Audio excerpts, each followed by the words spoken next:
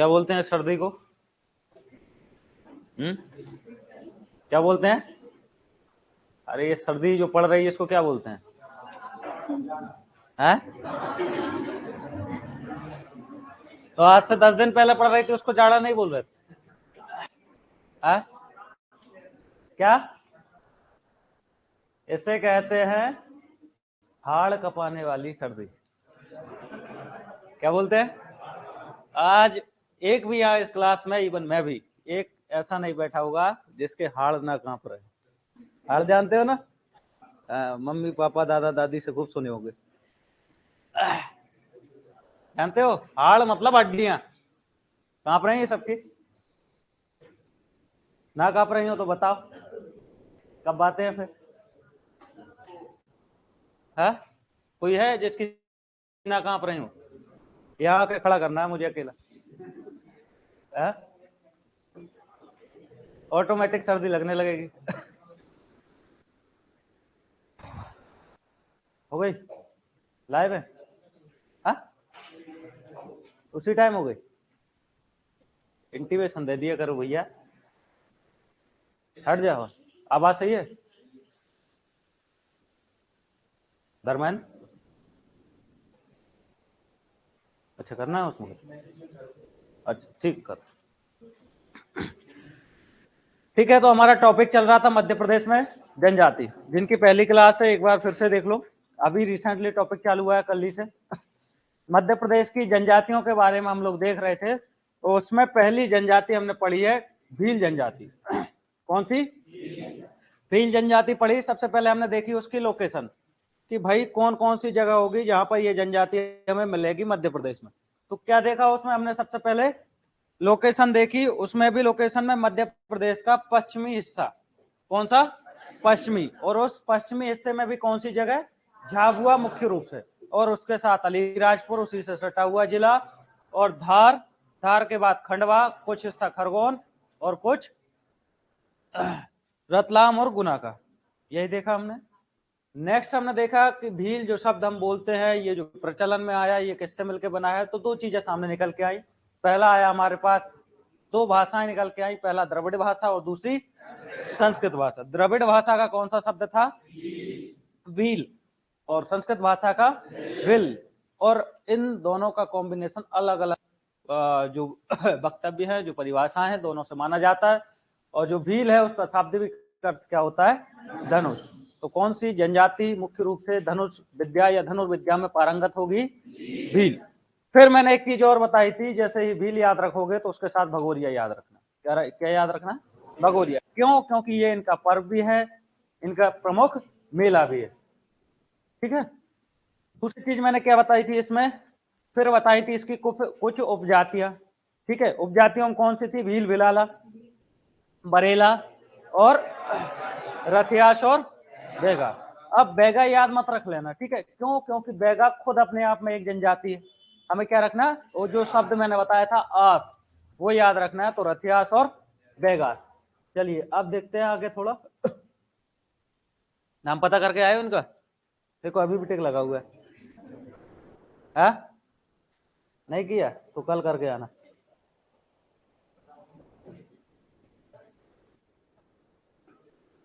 ठीक है। फिर मैंने बताया था चित्रकला। इनका एक पारंपरिक चित्रकला काफी फेमस है, और उसका क्या नाम है? पिथौरा। और एक चित्रकार का नाम भी बताया था मैंने, जो पद्म पुरस्कार से सम्मानित थे। क्या नाम है उनका? भूरीबाई। ठीक है। और पिथौरा चित्रकला क्या होती है? पिथौरा चित्रकला क्या होगी? सबसे पहले ये क्या होगा? ये कहां बनाया जाएगा? घरों की दीवारों पर। तो इसे क्या, दीवार को क्या कहते हैं? भित्ति। तो इसको मैं कह सकता हूं ये क्या है? भित्ति चित्र है, वॉल पेंटिंग है ये भित्ति चित्र। उसके साथ साथ में इसमें क्या होता है कि एक जीवन, जो मनुष्य अपने लाइफ साइकिल में जो जीवन व्यतीत करता है, उसमें जो जिन चीजों से वो इंटरेक्ट होता है, उन सबके बारे में उस भित्ति पर वर्णन किया जाता है चित्रों के माध्यम से। तो इसे क्या कहते हैं हम? पिथौरा चित्रकला। अब आते हैं भील जनजाति से संबंधित कुछ व्यक्तित्व। ये व्यक्तित्व आपको याद रखना है, क्यों? क्योंकि इनसे कई बार प्रश्न बना है और हर बार अलग अलग तरीके से प्रश्न पूछा जाता है। ठीक है, सबसे पहला भील जनजाति से जुड़ा हुआ व्यक्तित्व निकलता है टांट्या भील। पहले व्यक्तित्व कौन थे? टांट्या भील। अब आपसे पूछा जा कि इनका जन्म किस जिले में हुआ था, तो टांट्या भील का जन्म हुआ था खंडवा में। किस जिले में हुआ था? खंडवा। क्योंकि हम अभी देख के आ चुके हैं भीलों के या भील जनजाति के मिलने के स्थान, उनमें जिले आए थे अलीराजपुर, झाबुआ, धार और खंडवा भी आया था। ठीक है, तो इसी खंडवा जिले में जन्म हुआ हमारे किसका? टांट्या भील। अब क्यों प्रसिद्ध है ये? क्योंकि 1857 का जो गदर हुआ था, 1857 की जो क्रांति हुई थी, इन्होंने इस हिस्से में बढ़ चढ़कर क्या किया था? अंग्रेजों से सामना किया था, लड़ाई की थी। और अंग्रेजों ने क्या किया, कहा था इंडियन रॉबिन हुड। अंग्रेजों ने टांट्या भील को किसकी उपाधि दी थी? इंडियन रॉबिन हुड की उपाधि दी थी। सन 1889 में इन्हें फांसी दे दी गई। समझ में आया? जानते हो रॉबिन हुड क्या होता है?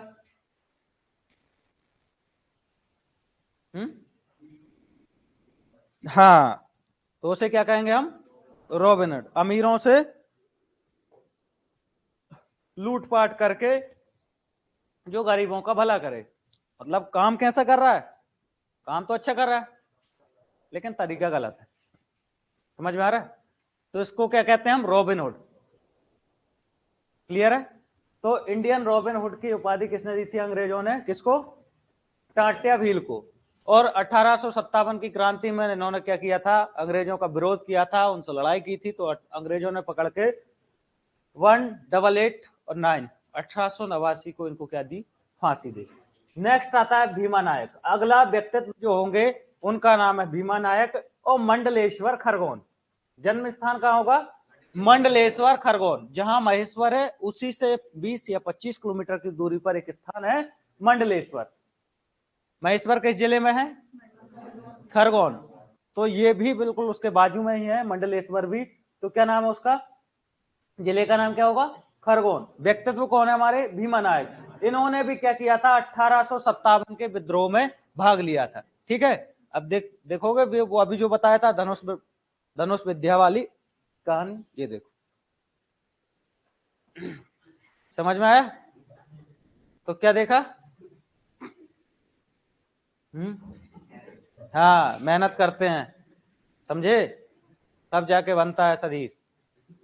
तुम्हें कहे 8:30 बजे आना है, 9 बजे तुम्हारी नींद खुलेगी। तो 1857 की क्रांति से संबंधित भील जनजाति के कितने व्यक्तित्व देखे हमने अभी तक?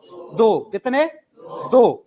ठीक है, पहले कौन थे? टांट्या भील। दूसरे कौन थे? भीमा नायक। दोनों का दोनों का जन्म बात करें तो भीमा नायक का कहां हुआ था? खरगोन। और उसी से सटा हुआ जिला जहां पर जन्म हुआ टांट्या भील का। अगले जो व्यक्तित्व हैं वो है राणा पुंजा। अगले व्यक्तित्व कौन है? राणा पुंजा। इन्होंने क्या किया? महाराणा प्रताप के साथ मुगलों से क्या की थी? लड़ाई लड़ी थी। भील जनजाति आज से बात करें तो आज भी, आज तो कम मात्रा में, लेकिन आज से 300-400 साल पहले ये क्या करते थे? कबीलों के रूप में रहते थे। कैसे रहते थे? कबीलों के रूप में। और कबीलों का होता था एक सरदार। ठीक है, तो पुंजा जो व्यक्ति थे, पुंजा व्यक्तित्व के नाम के जो व्यक्ति थे, ये उस समय कबीले के सरदार थे। समझ में आया? उसी टाइम पे महाराणा प्रताप और अकबर के बीच में, किसके बीच? महाराणा प्रताप और अकबर के बीच में लड़ाई होती है। लड़ाई होती है तो सबसे पहले क्या होता है? चित्तौड़ को जीता जाता है अकबर द्वारा, फिर उदयपुर को जीता जाता है, और उदयपुर से निकल के जब हल्दी घाटी का युद्ध होता है तो महाराणा प्रताप फिर आते हैं जंगलों में। कहां जाते हैं? जंगलों में। अब चूंकि मैंने बताया ये झाबुआ, रतलाम, अलीराजपुर, इससे सटे हुए जिले हैं जहां भील जनजाति मिलती है, और इसी हिस्से से सटा हुआ राजस्थानी बॉर्डर। इन्हीं जिलों से लगा हुआ क्या है? राजस्थानी बॉर्डर, जिसमें मेवाड़ जो उस समय राज्य था उसके हिस्से के अंतर्गत आता था। तो जब इन जंगलों में महाराणा प्रताप आते हैं तो उनको क्या चाहिए? अब किसी न किसी का साथ चाहिए। तो उनका साथ देने के लिए फिर आता है कौन आगे, भील जनजाति, और उनका नेतृत्व करते हैं राणा पुंजा। और ये महाराणा प्रताप को शरण देते हैं। महाराणा प्रताप इनके यहाँ रहते हैं, जंगलों में खाते हैं, इनके साथ में जीवन व्यतीत करते हैं, इनके साथ में एक नई सेना का निर्माण करते हैं। फिर नई सेना बना करके महाराणा प्रताप अकबर के सामने जाते हैं, कई बार कई अपने जो हारे हुए किले थे उनको पुनः विजय प्राप्त कर लेते हैं। तो इसलिए राणा पुंजा और महाराणा प्रताप की इतनी गहरी दोस्ती थी कि राणा जो उपाधि है वो मुख्य रूप से उस समय जो मेवाड़ रियासत थी और उसके जो राजपूत राजा और युवराज होते थे उनके नाम के आगे लगती थी। राणा सांगा, राणा क्या हो गया, राणा पुंजा, अरे आ रहा हूं, ठीक है, राणा सांगा, ठीक है, राणा प्रताप, समझ में, राणा उदय सिंह।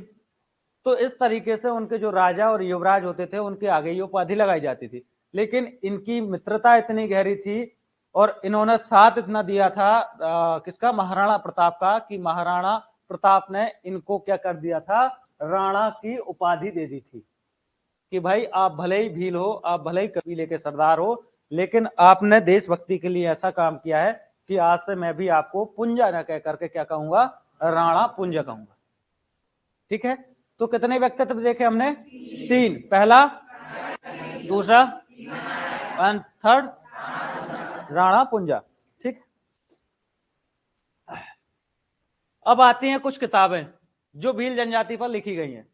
क्या आती हैं किताबें, इनमें जनरली पूछा जाएगा कि द भील बुक, क्या पूछेगा, द भील बुक किताब के लेखक कौन है, तो कौन होंगे, टीवी नायर।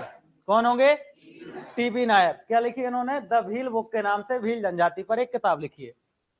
फिर दूसरा आता है बनपुत्र, दूसरा आता है बनपुत्र नामक किताब। या बनपुत्र शब्द किसने भील जनजाति को दिया है, तो कर्नल जेम्स टॉड। किसने दिया है, कर्नल जेम्स टॉड ने भीलों को क्या कहा है, वन के पुत्र या बनपुत्र। एंड टीबी नायर ने क्या लिखा है, इन पर किताब लिखी है, क्या नाम है उसका, द भील बुक। क्लियर है, इसी के साथ भील जनजाति खत्म। नेक्स्ट जो ट्राइब्स है हमारा वो है बैगा। अगली जनजाति कौन सी है, बैगा जनजाति। बैगा जनजाति की बात करें तो सबसे पहला हम पॉइंट क्या देखते थे, सबसे पहले क्या देखते थे, उसकी कुछ जानकारी, उस जनजाति की सामान्य जानकारी, उसके साथ साथ में उसका क्षेत्र। क्लियर है, तो सबसे पहले अगर मैं क्षेत्र की बात करूं तो मध्य प्रदेश में विशेष पिछड़ी हुई जनजाति में इसका नाम आता है, किस जनजाति का, बैगा जनजाति का। देखो मध्य प्रदेश में कई सारी जनजातियां बता चुका हूं मैं, उनमें से भी राज्य सरकार ने कुछ ऐसी जनजातियों को चिन्हित करके रखा है जो काफी रूप से आर्थिक, सामाजिक और राजनीतिक दोनों दृष्टिकोण से, तीनों दृष्टिकोण से काफी पिछड़ी हुई है। तो इस तरीके से राज्य सरकार ने 3 जनजातियों को चिन्हित किया है कि भाई हम जनजातियों के विकास पर फोकस तो करेंगे, लेकिन पूरी जनजातियों की तुलना में इन 3 को क्या देंगे, प्राथमिकता देंगे। प्रायोरिटी पे कौन सी जनजातियां रहेंगी, ये जो 3 जिन्हें हमने विशेष पिछड़ी जनजातियां घोषित किया है, उन्हीं में से एक पहली जनजाति निकल के आती है हमारी, कौन सी, बैगा। क्लियर है, अब देखते हैं क्षेत्र। क्षेत्र की बात करें तो मंडला, डिंडोरी, बालाघाट, शहडोल का कुछ हिस्सा। देखो अभी कौन सी जनजाति देखी थी हमने, भील, और कौन सा हिस्सा बताया था मैंने एमपी का, कौन सा बताया था, पश्चिमी। ठीक है, अब डायरेक्ट सीधा जंप मार के पहुंचेंगे कहां, पूर्वी वाले हिस्से पे। कौन से हिस्से पे, पूर्वी हिस्से पे। पूर्वी हिस्से में कौन कौन सी लोकेशन बताई मैंने, मंडला, डिंडोरी, शहडोल और बालाघाट, मतलब दक्षिण पूर्वी मध्य प्रदेश का ये वाला क्षेत्र। यहां पर मुख्य रूप से कौन सी जनजाति होगी हमारी, कौन सी जनजाति होगी, बैगा। आया समझ में। अगर पश्चिमी मध्य प्रदेश या दक्षिण पश्चिमी मध्य प्रदेश की बात करूं तो यहां कौन सी जनजाति थी हमारी, भील मुख्य रूप से। और इसी तरीके से साउथ ईस्ट, दक्षिण पूर्वी मध्य प्रदेश की मैं बात करूं तो यहां कौन सी जनजाति होगी, मुख्य रूप से बैगा। और जिला का पूछ ले तो मंडला, डिंडोरी, शहडोल और बालाघाट। समझ में आया। ये लोकेशन होगी जहां पर बैगा मुख्य रूप से पाए जाएंगे। क्लियर है?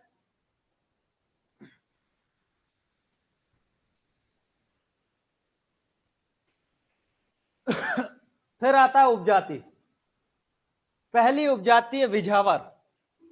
पहली उपजाति कौन सी होगी इसमें? विझावर। इसके बाद नरोतिया, भरोतिया। देखो एक साथ याद नहीं करना, पहले याद रखना है जैसे ही बैगा आएगा तो विझावर। पहली उपजाति कौन सी होगी?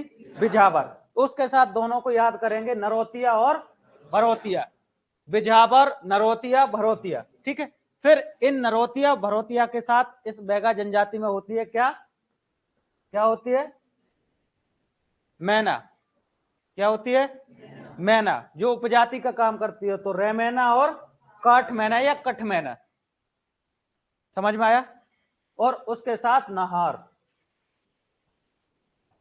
या नाहर। ठीक है। तो क्या देखा हमने? सबसे पहले उपजातियों में पहला, सबसे पहला शब्द याद रखना है, इसके लिए कोई ट्रिक नहीं है। क्या याद रखेंगे? बिझावर। क्या रखेंगे? बिझावर। उसके साथ में दो शब्दों को एक साथ याद करना, नरोतिया और भरोतिया। वहां कौन कौन से दो शब्द याद किए थे हमने? रथियास और बैगा। यहां नरोतिया और भरोतिया। उसके साथ फिर मैना शब्द को याद रखेंगे तो रेमैना और कठमैना। एंड लास्ट नहार।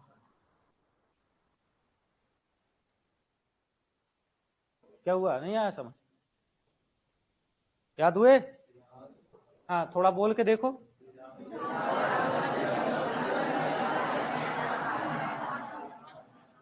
ठीक है। अब आते हैं नृत्य। इनमें कौन कौन से इस जनजाति में नृत्य प्रमुख रूप से प्रचलित हैं उनकी बात करें तो पहला नृत्य है कर्मा। पहला नृत्य कौन सा है? कर्मा नृत्य है। दूसरा है सैला। कर्मा, सैला, परधोनी। ये जो नृत्य हैं, लोक नृत्य हैं, इनके अलग अलग प्रकार होंगे। इनमें कर्मा, सैला, परधोनी, फाग और बिल्मा। दोबारा से देखो, कर्मा नृत्य, शैला, परधोनी, फाग एंड बिल्मा। ये 5 नृत्य मुख्य रूप से फेमस है किस जनजाति में? हमारी बैगा में। ठीक है। देवता की बात करें तो पहले जो देवता होंगे प्रमुख रूप से पूजे जाएंगे उनमें आएंगे ठाकुर देवता। कौन आएंगे? ठाकुर देवता। हर ग्राम में अलग अलग स्थानों पर इन देवता का चबूतरा होता है। इनका क्या होता है? पूजने का एक स्थान होता है।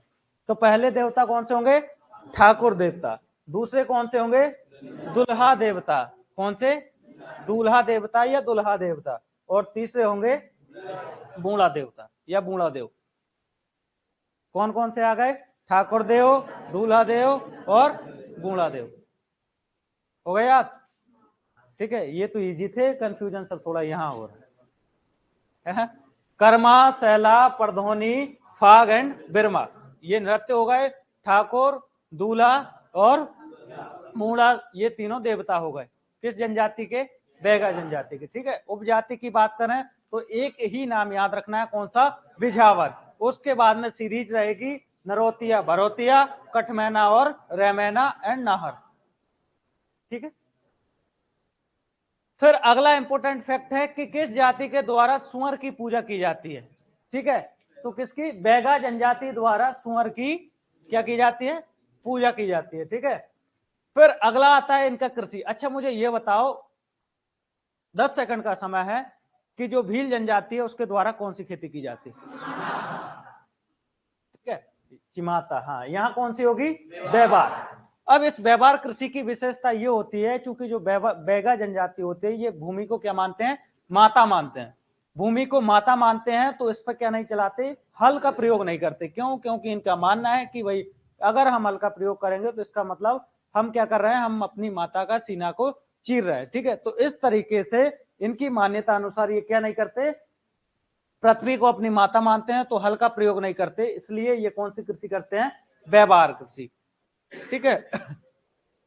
हाँ, उसमें हल का प्रयोग नहीं होगा। आपने जो जैसे बीज जो भी है फसल है उसको वो डाल देते हैं गड्ढा करके, उस अनुसार वो फसल हो जाती है। कुल मिलाकर उसको चीरने का या फिर हल चलाने का या कोई भी यंत्र चलाने का जिससे जमीन को क्या किया जाए? चीरा जाए, वो काम नहीं होता। फिर आता है विवाह।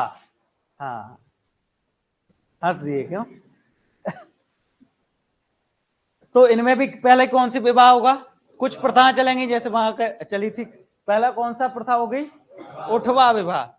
ठीक है, नहीं मान रहे तो उठवा दो। ठीक है, तो इस विवाह को क्या कहोगे? उठवा। वहां नहीं मान रहा है तो अपहरण कर लो।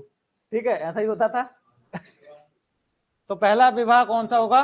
उठवा। ठीक है, ध्यान रखना, यहाँ लड़के को उठवाया जाता है। तो पहला कौन सा विवाह होगा? उठवा विवाह। दूसरा होगा चोर विवाह। ठीक है, नहीं यहाँ भी लड़के को चुराया जाता है। ठीक है, खतरनाक जनजाति है। तो पहला विवाह कौन सा? उठवा। दूसरा कौन सा होगा? चोर विवाह। फिर आता है लमसेना विवाह। ठीक है, लमसेना, हाँ यहाँ बारात जाती है उसको लमसेना कहते हैं। जाओगे? ठीक है। तो तीन तरीके से विवाह जो है बैगा जनजाति में प्रचलित है। पहला कौन सा होगा? उठवा विवाह, दूसरा चोर विवाह और तीसरा लमसेना। लमसेना विवाह। इसके साथ इस जनजाति में बाल विवाह जो होता है वो क्या है? प्रतिबंधित है।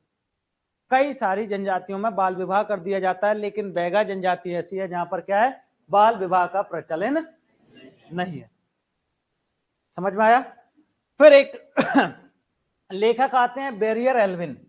कौन आते हैं? Verrier Elwin. इन्होंने क्या है? बैगा जनजाति पर द बैगा बुक के नाम से एक क्या लिखी है? एक किताब लिखी है। ठीक है, देखो किताब का नाम तो याद रखा जाएगा, द बैगा बुक। क्यों? क्योंकि जनजाति का नाम आ रहा है उसमें। आपसे क्या पूछेगा? लेखक पूछेगा कि द बैगा बुक के लेखक कौन है? Verrier Elwin. समझ में आ रहा? भील बुक के कौन थे? टीवी नायर। समझ में आया? चलिए,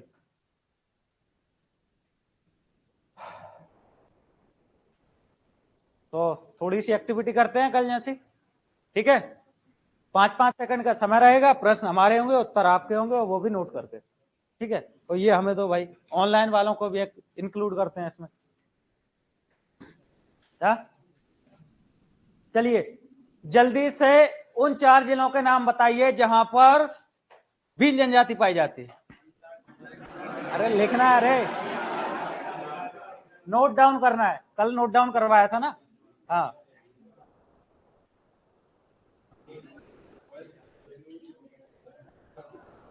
उन उन जिलों के नाम बताइए जहां पर बैगा जनजाति पाई जाती है, और उसके साथ लोकेशन नोट डाउन करना है भाई, पेन चलाना है। ठीक है, उसके साथ में लोकेशन। लोकेशन मतलब कौन सा हिस्सा होगा? दक्षिणी, उत्तरी, पूर्वी, पश्चिमी, वो भी लिखना है।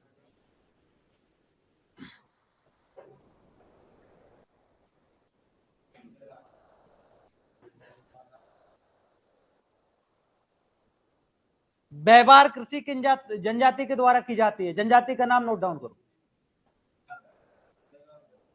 अरे जब नोट डाउन करने की कहा तो नोट डाउन का मतलब मुंह से बोलना होता है।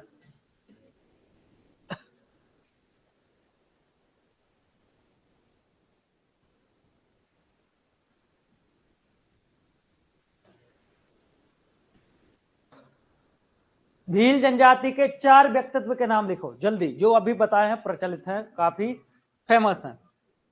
4 व्यक्तित्वों के नाम भील जनजाति के।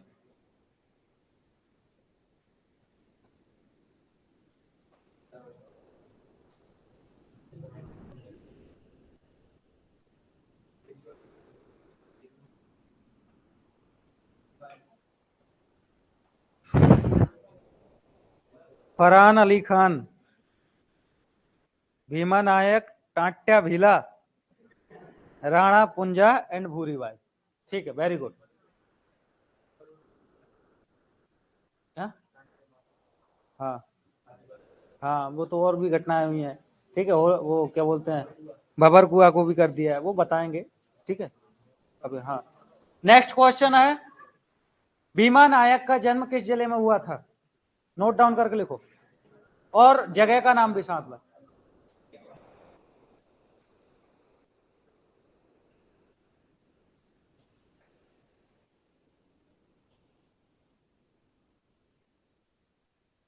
मध्य प्रदेश की सबसे बड़ी जनजाति कौन सी है? अरे लिख ले, लिख लो। मध्य प्रदेश की दूसरी सबसे बड़ी जनजाति? बैगा जनजाति की उपजातियां। नोट डाउन करो जल्दी, 10 सेकंड का समय है।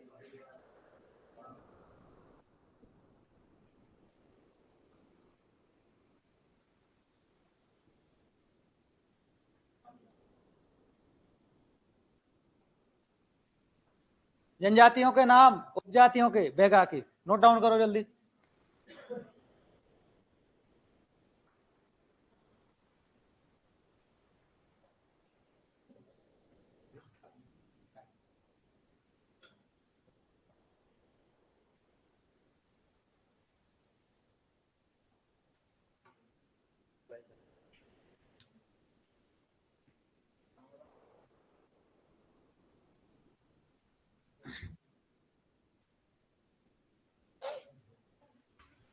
हो गया कंप्लीट?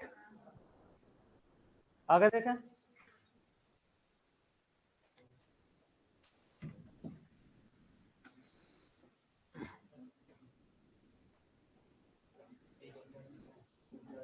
उपजातियां लिख ली? हाँ ठीक है, देख लेना जिसको जैसा नहीं आ रहा, ठीक है। ठीक है, नेक्स्ट जनजाति हमारी कोल। अगली जनजाति होगी कोल। ठीक है, थोड़ा सा सलाह देना तुम लोगों को, ये जो आंसर लिखते हो उसके लिए। ठीक है, 2-3 लोगों की कॉपियों में मैंने देखा है कि पहले प्रश्न लिखेंगे उसके बाद में आंसर लिखेंगे।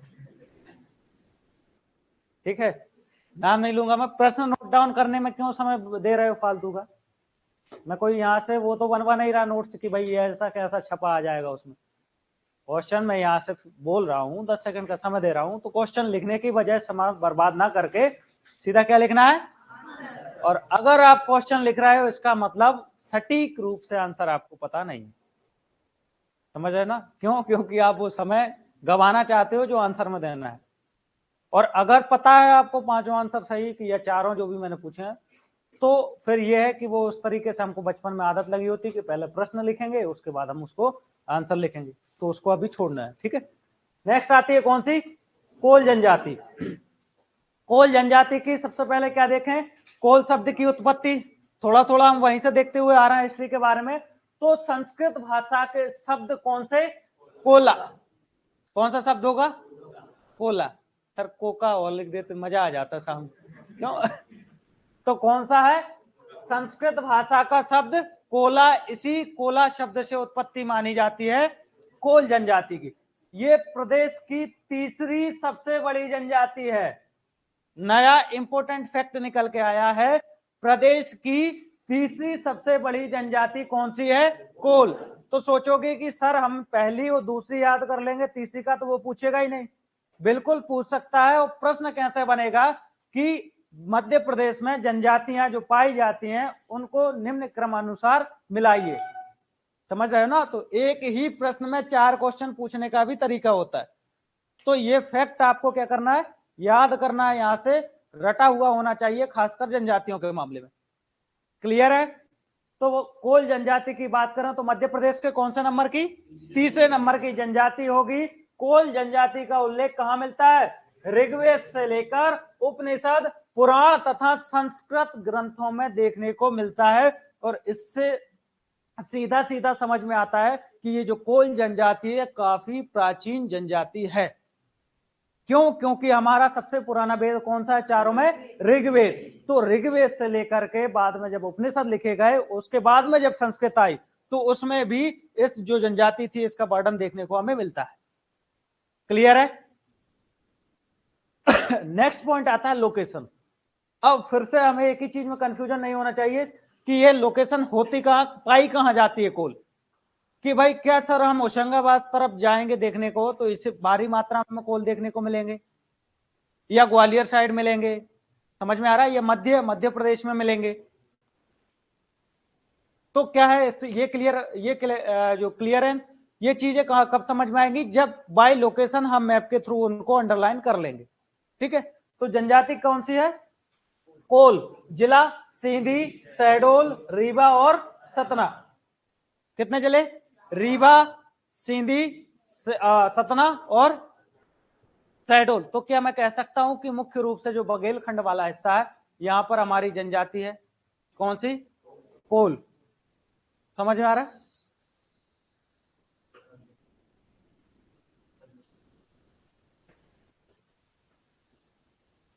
फिर से देखो, कोल जनजाति थी हमारी और लोकेशन हमें देखना था। तो सबसे पहले कौन सा जिला होगा? यहीं से शुरुआत करते हैं। कौन सा जिला? सतना। हाँ, यहाँ सीधी है। कौन सा जिला होगा? सतना। इसके बाजू में बिल्कुल कौन सा है? रीवा। सतना, रीवा। ये कौन सा जिला होगा? सीधी। और नीचे कौन सा है? कौन सा? शहडोल। समझ में आ रहा? तो ये जो पूरा बेल्ट होगा, ये पूरा बेल्ट कौन सी जनजाति होगी? हाँ ले, मुझे पता था कलर का जरूर बोलेगा। ले भाई, अब ठीक है।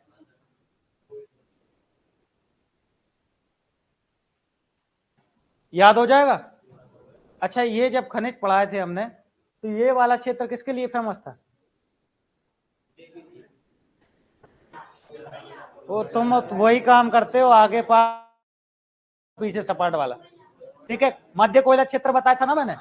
तो ये जिले आए थे कि नहीं आए थे?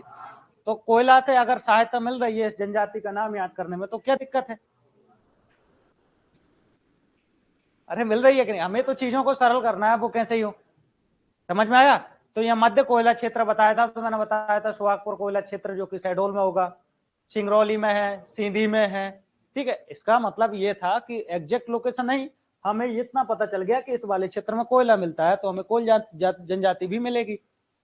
ठीक है, नाम याद रखने के लिए, उसको इजी वे में पढ़ने के लिए।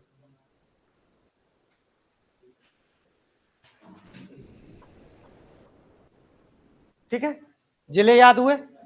अगला देखते हैं हम उपजातियां। हाँ लिख लेना, अभी मैं जाऊंगा तो स्लाइड लगा दूंगा, लिख लेना। उपजातियों में देखें तो उपजाति कौन कौन सी होंगी? राउतिया, रौतेले। कौन कौन सी जनजातियां होंगी? रौतिया, रौतेले और भड़तिया, दशोरा, विंज। समझ में आया? दो याद रखना है यहां से, रौतिया और रौतेले और भड़तिया, दशोरा, विंज। ठीक है, भड़तिया, दशोरा, विंज। नृत्य की बात करें तो कोल नृत्य, और जब ठीक है, कोल नृत्य, और उसके बाद में दह का नृत्य। देवता की बात करें तो ठाकुर, और चूंकि ये रीवा सतना वाला इलाका है, तो सबसे ज्यादा किसको मानेंगे? ये मैयर वाली शारदा माता को। तो शारदा माता, सूर्य, पवन, चंद्र, इंद्र। ठीक है, ये अलग से देखने को मिल गए अभी तक ये देवता, और उसके साथ में ये जादू टोना पर विश्वास करने वाले हैं। किस पर? जादू टोना पर विश्वास करने वाले जनजाति होती है। विवाह की बात करें तो ये बहु विवाह। ठीक है, अब इसको ऐसा कर सकते हैं, कैसा है? बहु विवाह मतलब एक व्यक्ति कई अधिक विवाह कर सकता है। यहां पर किस जनजाति में? कोल जनजाति में। हाँ भेज दो सर हमें। इसके बाद आता है आर्थिक क्रियाएं। आर्थिक क्रियाओं की बात करें तो कृषि तथा लाख निर्माण का कार्य इनके द्वारा मुख्य रूप से किया जाता है। लाख निर्माण का कार्य कौन सी जनजाति करती है? या लाख से, पेड़ से लाख निकालकर उसके सहायता से अन्य निर्माण कौन सी जनजाति करती है? कोल। और इन कोल जनजाति की जो पंचायत होती है उसको क्या कहते हैं हम? गोहिया। उसको क्या कहते हैं? गोहिया। क्लियर है? तो कोल जनजाति कहां पाई जाएगी? रीवा, सीधी। ठीक है, अब चाहे तो हाँ, किस शब्द से याद रखोगे? वो कोयला जहां पाया जाता है उस वाले शब्द से। ठीक है, और उसके साथ साथ में क्या होगा? मुख्य रूप से क्या आ जाएंगे? देवता वही होंगे, शारदा माता आ जाएंगी, और जादू टोना पर विश्वास करने वाली जनजाति होगी। उपजाति में रौतिया, रौतेले, भड़तिया, विंज, दशोरा।